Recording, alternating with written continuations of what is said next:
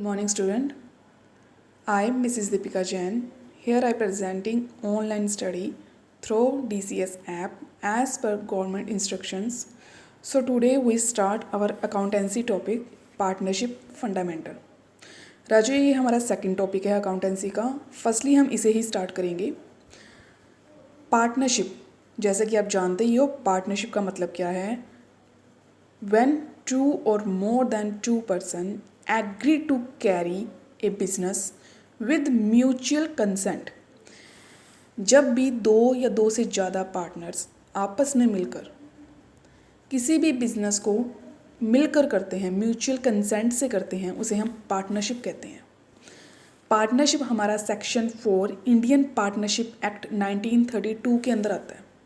Simply relation है between persons के बीच में रिलेशन है जो एग्री हुए हैं बिजनेस को कैरी करने के लिए प्रॉफिट मोटिव के साथ, प्रॉफिट का ऑब्जेक्टिव लेकर वो किसी बिजनेस को कैरी कर रहे हैं. या तो सभी पार्टनर कर रहे हैं या उनके बिहाफ पे कोई एक पार्टनर कर रहा है.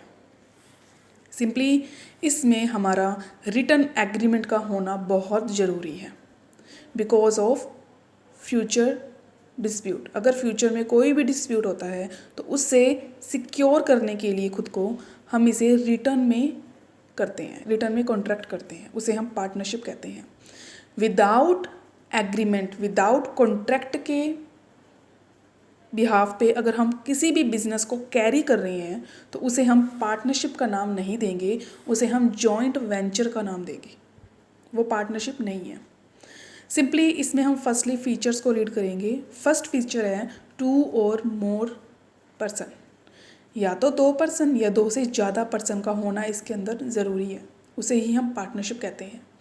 मेन बेनिफिट ये है कि इसमें बर्डन एक पर्सन पे नहीं है, दो या दो से ज़्यादा पर्सनस पे है. Second thing agreement. जैसा कि मैंने बोला इसमें कॉन्ट्रैक्ट का होना ज़रूरी है, एग्रीमेंट का होना ज़रूरी है और वो एग्रीमेंट हमारा रिटर्न में होना चाहिए. ओरल में कर सकते हैं, मैंने बताया फ्यूचर के डिस्प्यूट से बचने के लिए इसे हम रिटर्न में करते हैं. Next thing share of profit. इसमें हम प्रॉफिट को शेयर करते हैं. ये प्रॉफिट को ही लेके चलेगा, लॉस को नहीं, बिकॉज इसका मेन ऑब्जेक्टिव प्रॉफिट कमाना ही है. हाँ, हो सकता है फ्यूचर में हमें लॉस हो जाए बट उसको भी पार्टनर ही शेयर करेंगे. बट फीचर्स के पॉइंट ऑफ व्यू से हम पॉइंट प्रॉफिट लेंगे, यानी वो प्रॉफिट को आपस में शेयर करते हैं. Same as profit motive. इसका जो मेन ऑब्जेक्टिव है, पार्टनरशिप का जो मेन ऑब्जेक्टिव है, वो ऐसा बिजनेस कैरी करना है जिसमें हमें प्रॉफिट ही अर्न हो, लॉस अर्न ना हो.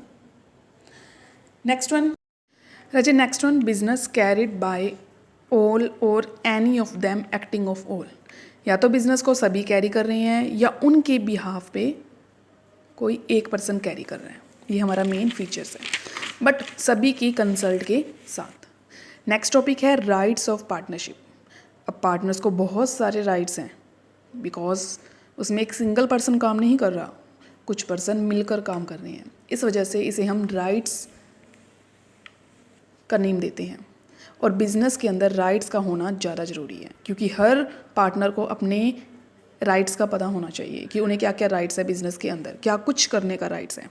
First one, every persons have right to share profit और loss at agreed ratio.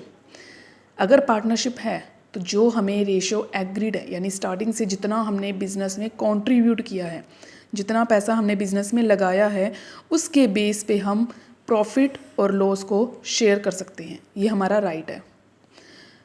Every person have right to take part in conduct of business.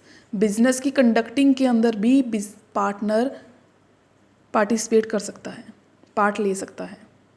Business की हर एक्टिविटी के अंदर, चाहे वो ऑपरेटिंग एक्टिविटी है, चाहे वो मैन्युफैक्चरिंग की है, चाहे वो सेल एक्टिविटी है, कोई भी बिजनेस की एक्टिविटी है उसके अंदर पार्टनर पार्टिसिपेट कर सकता है. Consultant in the matter related to business. हर पर्सन को राइट है कि अगर बिजनेस से रिलेटेड कोई भी मैटर है, चाहे वो प्रॉफिटेबल है चाहे वो लॉस की तरफ है, वो उससे रिलेटेड मैटर को कंसल्ट कर सकता है, यानी वो अपनी बात को सभी पार्टनर्स के बीच में रख सकता है. ये उसका राइट है. Right in inspection. Every person have right in inspection of the books of account. हर पार्टनर को राइट है कि वो बुक्स ऑफ अकाउंट्स को चेक कर सकता है बिजनेस की, बट पार्टनरशिप से related. Right to disallow the admission of new partner. हर पार्टनर को राइट है कि अगर न्यू पार्टनर एडमिशन ले रहा है तो वो उसे एडमिशन लेने से मना कर सकता है। डिसअलाउ, वो अलाउ नहीं करेगा, वो उसकी मर्जी है।